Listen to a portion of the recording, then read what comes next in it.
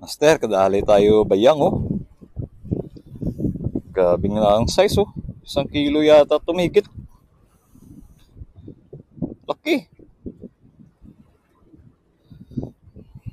Ang ganda sa aquarium kasi to. Butterfly fish or bayang. Ang laki oh. So wala siyang critical na tama. Ito lang oh sa gilid. Release natin to kasi parang buntis eh. He's pregnant.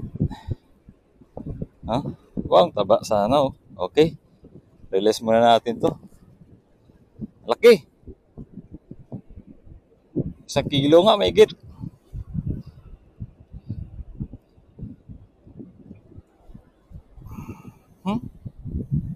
Napakalaki ng kamay ko bro. Oh. Jump.